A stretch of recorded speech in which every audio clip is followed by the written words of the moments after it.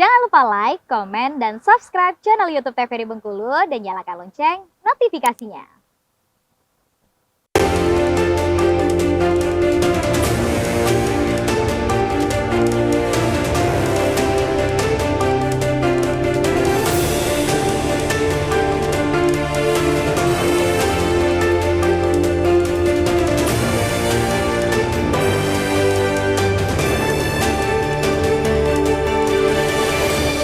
Baik pemirsa, Anda kembali menyaksikan Berendo dengan tema kita hari ini terkait dengan peluang dan juga tantangan ekonomi di tahun 2024. Tadi kita sudah berbincang ya dengan Pak Saiful dan juga Mbak Mutia terkait dengan tema kita hari ini. Nah, kalau Mbak Mutia sendiri kan ini 4 usaha yang dijalankan yang ternyata setelah saya kulik nih notabene bukan tidak sebanding ya, tidak relevan dengan usaha bisnis dari kesehatan ya, nyemplung ke dunia bisnis. Ini seperti apa tantangannya Mbak selama menjalankan usaha beberapa tahun ini? Tantangannya banyak banget ya Mbak, apalagi kalau misalnya yang untuk bengkel itu kan persaingannya banyak ya. Kalau yang bengkel motor gitu kan, di depan seberang rumah saya juga bengkel motor gitu kan kebetulan, tapi tantangannya itu kan kita sama-sama punya bengkel, tapi kan balik lagi ya ke rezeki masing-masing ya kan. Nah tantangannya kalau misalnya keadaan sebelah sepi tapi memang dia ada hari-hari tertentu yang memang dalam seminggu itu sepi Mbak. Jadi memang misalnya atau Selasa, Rabu itu biasanya mungkin dalam keadaan orang ke kantor. Jadi memang kalau untuk yang rame kalau di bengkel itu ya Sabtu, Minggu gitu kan, di hari yang tidak bekerja gitu mereka biasanya rame bengkel motornya. Dan kalau untuk usaha tantangan makanan ya sebelah rumahku itu adalah nasi Padang. Jadi sama-sama berat juga ya tantangannya. Semuanya ya.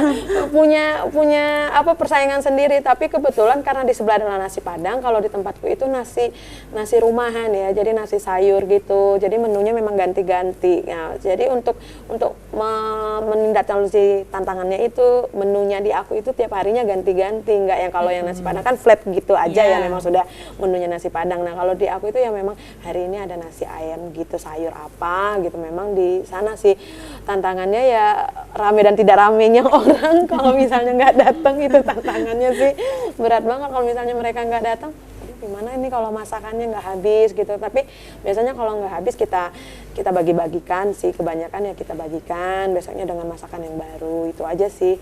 Kalau untuk ekonomi sekarang memang lagi dibilang agak sulit, lagi menaiki ekonominya kalau untuk yang makanan ya kuliner seperti itu. Tapi biasanya kan mungkin karena tempat laluin saya itu dibilang rame ya Mbak ya, dibilang sepi dia memang ada jalurnya memang agak sepi karena kan memang jalan 2 jalur. Kadang orang jarang mau berhenti karena jalan 2 jalur itu tantangannya sih. Beda yang bukan tempat wisata gitu loh ya.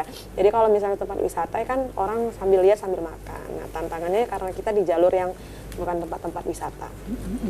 Emang kalau misalnya kita berusaha itu tidak semata-mata langsung sukses ya? Iya, pasti benar. butuh perjuangan, terus juga harus memperhatikan berbagai komponen seperti lokasi tadi, terus juga berinovasi hal-hal yang baru gitu kan, biar tidak gulung tikar. Nah kalau misalnya dari Bapak sendiri, Bapak sebagai akademisi sendiri, ini kan kemarin juga sempat buat heboh masyarakat Indonesia ya terkait dengan perang Ukraina, belum lagi Israel dan juga Palestina, yang memang berbagai produk itu bahkan diboikot oleh masyarakat. Ini berdampak bagi Indonesia sendiri seperti apa?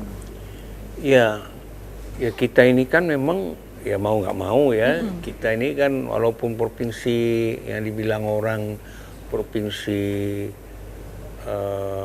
Kecil tidak terlihat. Ya, kawasan timur dan terletak di barat begitu ya.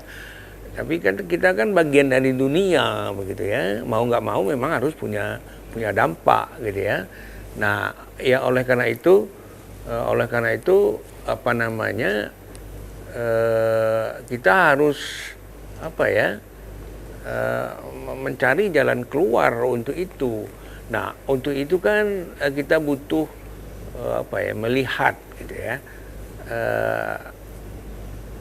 peluang apa yang bisa kita lakukan dalam menghadapi tantangan global ini gitu loh. Nah sebetulnya kan begini ya, perang Ukraina, lalu perang di Palestina. Nah orang misalnya ada boykot gitu ya, Nah sebetulnya kan ini kan sebetulnya peluang ini bagi usaha-usaha anak negeri gitu Benar. loh, ya kan? Anak negeri bisa berpacu di situ gitu loh. Nah, ini harus kita manfaatkan. Jadi begini, bagaimana caranya para pengusaha nih? Ya tadi dikatakan ada sebuah buku gitu ya yang ditulis oleh Bondan Wirano Surahmat itu. Bagaimana tantangan itu bisa menjadi peluang. Ya, tantangan itu bisa menjadi peluang. Nah sekarang kita Provinsi Bengkulu ini tantangannya apa sih? Bengkulu ini kan kayak orang masuk bubu. Masuk bubu itu kan orang masuk, keluarnya nggak bisa keluar lagi udah. Iya, Gitu. susah gitu ya. Susah keluarnya kan. Nah itu kuncinya di transportasi misalnya. Coba kita perhatikan. Orang setelah datang ke Bengkulu itu kan nggak bisa connecting lagi ke Palembang, ke Jambi, nggak bisa connecting ke Padang, nggak bisa connecting ke Batam. Orang kalau mau ke Padang harus balik lagi ke Jakarta, Iya. Benar. ya kan? Jadi nggak efisien gitu loh. Nah sekarang bagaimana tantangan itu bisa bisa kita pecahkan gitu. Nah sama dengan pepatah kuno gitu ya. Semestinya kan kita ciptakan gula. Provinsi Bengkulu ini harus menciptakan gula. Nah kalau gulanya sudah ada di Provinsi Bengkulu ini, maka semut akan datang. Iya. Ya, orang akan datang. Nah sekarang ini kan kita kan